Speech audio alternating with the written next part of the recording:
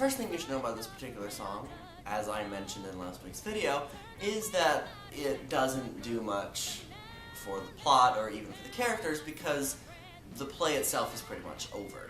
I believe this song was written for the Bows, and I say I believe it was simply because I don't know, because I haven't actually seen the play. I have read the script, which is why I feel I can talk about it, but since I haven't actually watched this particular musical, I can't speak on how exactly this song fits into it, or even if it's still being used in performances today. But I did still want to talk about it simply because it's a good song. Brand New You is all about not judging somebody by their first appearance. The very first line is, I saw the cover and I judged the book. So it used that old saying, don't judge a book by its cover, to talk about, judging people by their first appearance, which is mostly what that saying's about anyway.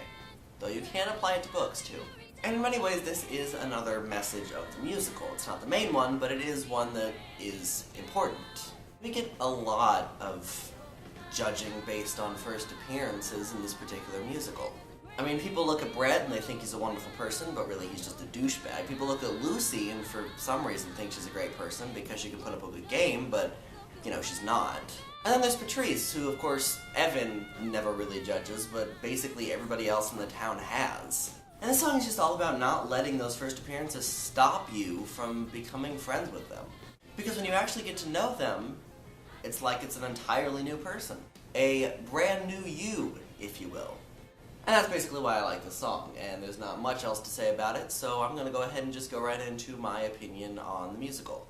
I love this musical, in case that wasn't already painfully obvious. There are many things that I love about it, and many of those I have already talked about, which is just the whole overall message of the musical and the growth of the main character. But one thing, and probably this is the biggest thing that I love about this musical, is that it is a youth theater production. And not only is it a youth theater production, but it was a youth theater production that was on Broadway. Now, it didn't last very long on Broadway, but the fact that it actually made it to Broadway is just wonderful. Youth theater has this tendency to be looked down on by basically the entire theater community. They look at youth, and that's basically anybody from 5 up to high school, and say, well, they can put on an okay performance, for kids. And in my experience, I've dealt with a lot of youth that act a hell of a lot better than adults. And also a lot better than adults who actually think they can act.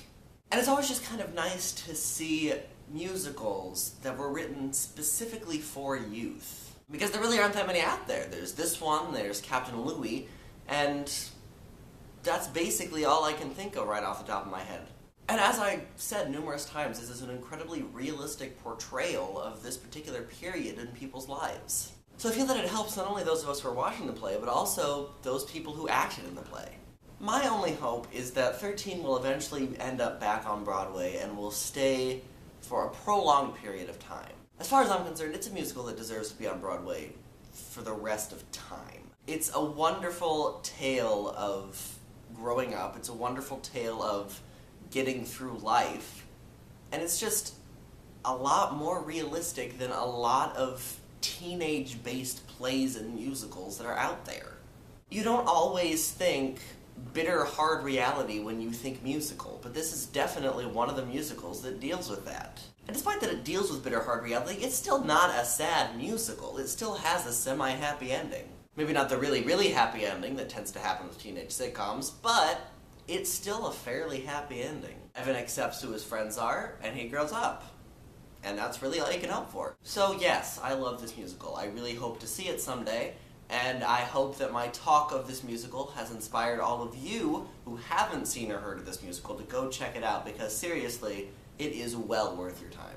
And now, before we wrap up this video, I'm going to go ahead and take this time to announce the next musical. In honor of spring, well, at least what would normally be spring, it's kind of gotten cooler again here because, I live in Ohio, and Ohio's weather is bipolar. I am going to go ahead and do a musical that is all about the wonders of springtime.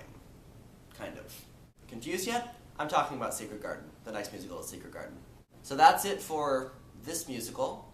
Tune in next week for next week's musical. See you then.